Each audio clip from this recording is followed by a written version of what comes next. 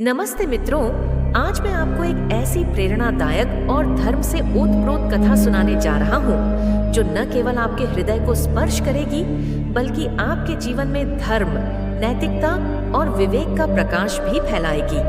यह कथा इतनी महत्वपूर्ण है कि इसे सुनना और समझना आपके लिए अत्यंत आवश्यक है। गुरु माता ने स्वयं कहा था, जो इस कथा को अधूरा छोड़ेगा उसे पाप लगेगा। इसलिए मेरा आपसे विनम्र अनुरोध है कि आप इसे पूर्ण ध्यान और श्रद्धा के साथ अंत तक पढ़ें। साथ ही इस कथा के अंत में आपको एक विशेष जिम्मेदारी भी सौंपी जाएगी, ताकि यह ज्ञान न केवल आपके पास रहे बल्कि समाज के अन्य लोगों तक भी पहुँचे। तो आइए बिना किसी विलंब के इस पवित्र और दिव्य कथा की शुरुआत करते हैं। कथा का प्रारंभ हिमालय की शांत कुटिया।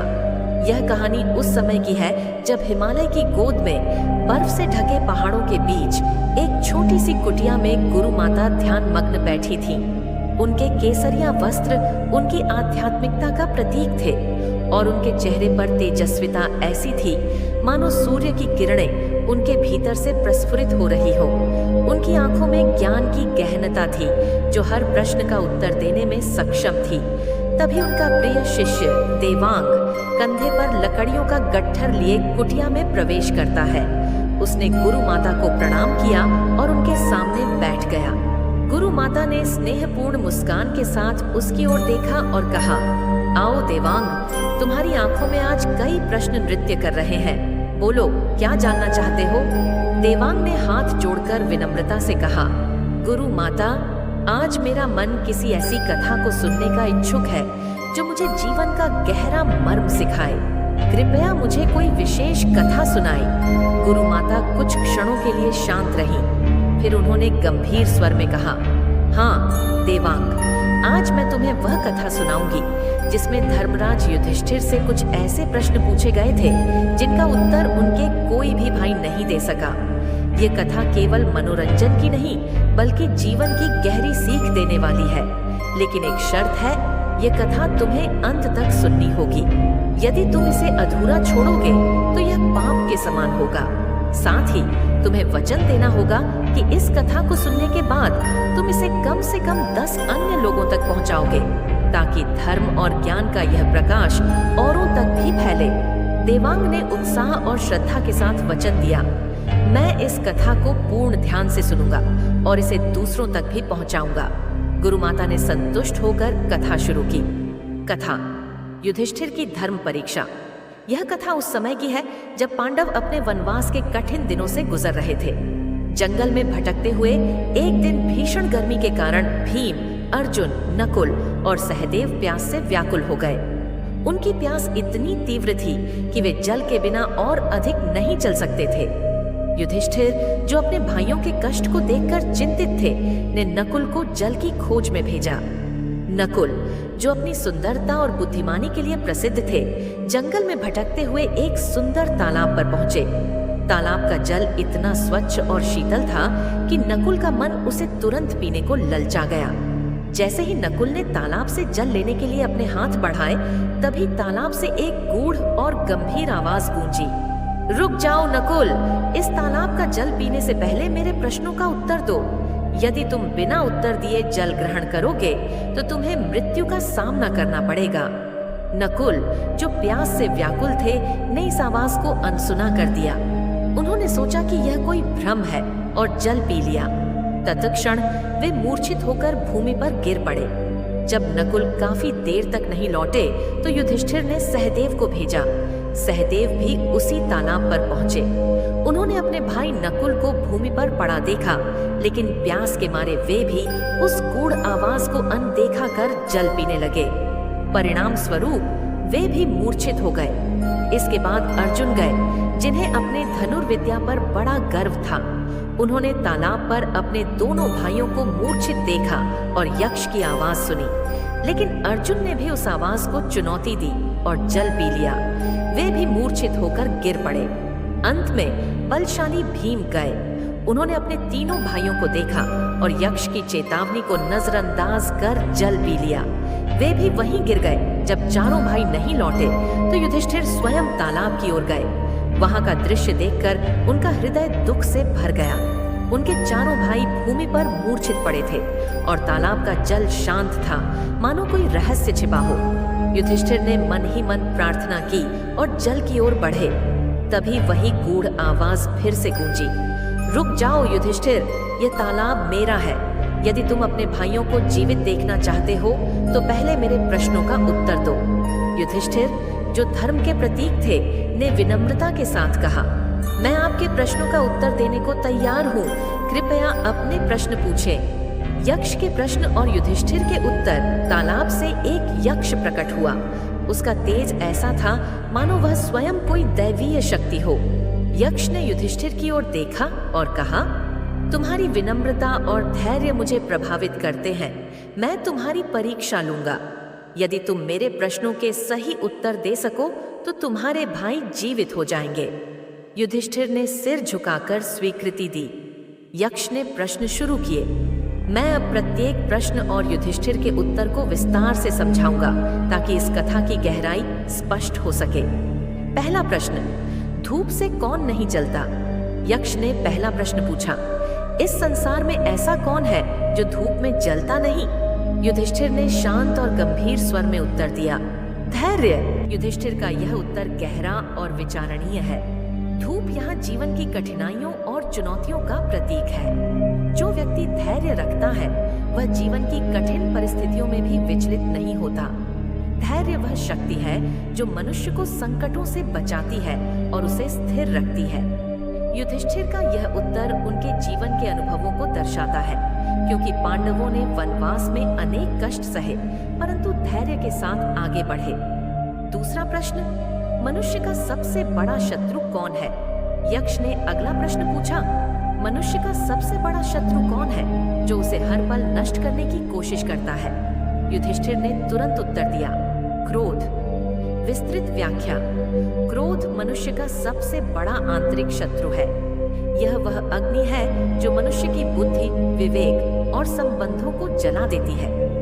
क्रोध में लिए गए निर्णय अक्सर गलत होते हैं और यह मनुष्य को पतन की ओर ले जाता है।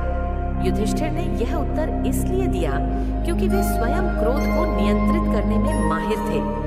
उनकी शांत प्रकृति ही उन्हें धर्मराज बनाती थी। यह उत्तर हमें सिखाता है कि क्रोध पर नियंत्रण ही सच्ची शक्ति है। तीसरा प्रश्न, सबसे बड़ा धन क्या है?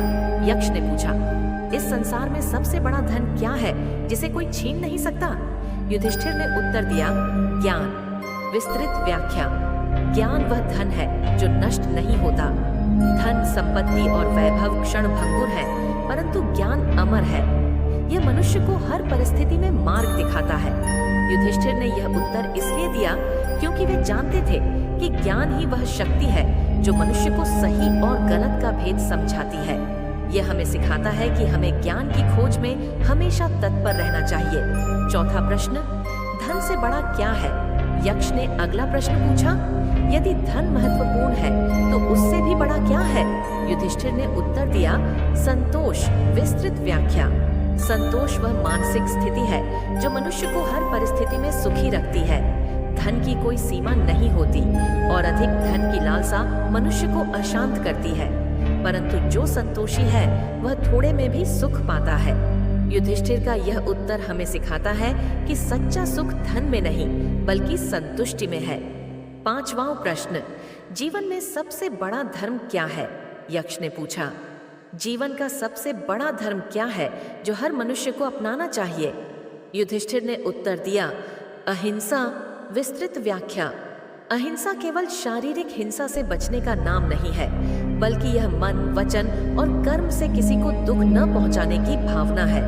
युधिष्ठिर ने यह उत्तर इसलिए दिया क्योंकि वे जानते थे कि हिंसा से केवल विनाश होता है, जबकि अहिंसा से शांति और सद्भावना फैलती है। यह उत्तर हमें सिखाता है कि हमें अपने जीवन में अहिंसा को अपनाना चाहिए। छठा प्रश्न, आकाश से तेज गति से गिरने वाला क्या है? यक्ष ने पूछा। ऐसा क्या है जो आकाश से भी तेज गति से गिरता है? युधिष्ठिर ने उत्तर दिया, विचार। विस्तृत व्याख्या। मनुष्य का मन विचारों का केंद्र है और विचारों की गति अनंत होती है। एक क्षण में मनुष्य सैकड़ों विचारों को सोच सकता है। युधिष्ठिर का यह उत्तर दर्शाता है कि विचारों की शक्ति और गति को समझना महत्वपूर्ण है। यदि विचार सकारात्मक हो तो वे जीवन को ऊंचा उठाते हैं और यदि नकारात्मक हो तो पतन का कारण बनते हैं। 7वां प्रश्न, मृत्यु से कौन नहीं डरता? यक्ष ने पूछा। ऐसा कौन है जो मृत्यु से भयभीत नहीं होता? युधिष्ठिर ने उत्तर दिया, ज्ञानी। विस्तृत व्याख्या, ज्ञानी व्यक्ति वह है जो जीवन और मृत्यु के चक्र को समझता है। वह जानता है कि आत्मा अमर है और शरीर केवल एक अस्थायी वस्त्र है, इसलिए वह मृत्यु से नहीं डरता। युधिष्ठिर का यह उत्तर हमें सिखाता है कि ज्ञान ही वह शक्ति है जो हमें भय मुक्त करती है। 8वां प्रश्न, धरती का सबसे भारी क्या है? यक्ष ने पूछा। धरती पर सबसे भारी चीज क्या है? युधिष्ठिर ने उत्तर दिया, मन। विस्तृत व्याख्या, मनुष्य का मन ही वह चीज है जो हर भावना, विचार और इच्छा का बोझ ढोता है। जब मन अशांत होता है तो वह दुनिया की सबसे भारी चीज बन जाता है। युधिष्ठिर का यह उत्तर हमें सिखाता है कि मन को शांत और संतुलित रखना कितना महत्वपूर्ण है। 9वां प्रश्न, किससे किया गया व्यवहार कभी व्यर्थ नहीं जाता?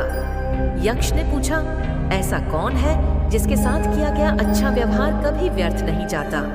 युधिष्ठिर ने उत्तर दिया, माँ। विस्तृत व्याख्या, माँ वह पहली गुरु है जो हमें जीवन देती है और बिना किसी स्वार्थ के हमारा पालन पोषण करती है। माँ के प्रति किया गया हर अच्छा व्यवहार, चाहे वह छोटा हो या बड़ा, हमेशा फलदायी होता है। युधिष्ठिर का यह उत्तर माँ के महत्व को दर्शाता है और हमें सिखाता है कि माँ के प्रति श्रद्धा और प्रेम हमारा कर्तव्य है। 10वां प्रश्न, सच्चा ज्ञानी कौन होता है? यक्ष ने पूछा। सच्चा ज्ञानी वह है जो क्या जानता है? युधिष्ठिर ने उत्तर दिया, जो अपने दोषों को जानता है। विस्तृत व्याख्या, सच्चा ज्ञानी वही है जो अपनी कमियों और दोषों को पहचानता है और उन्हें सुधारने का प्रयास करता है। यह आत्म जागरूकता ही ज्ञान की पहली सीढ़ी है। युधिष्ठिर का यह उत्तर हमें सिखाता है कि हमें अपने दोषों को स्वीकार करने और उनमें सुधार करने की हिम्मत रखनी चाहिए।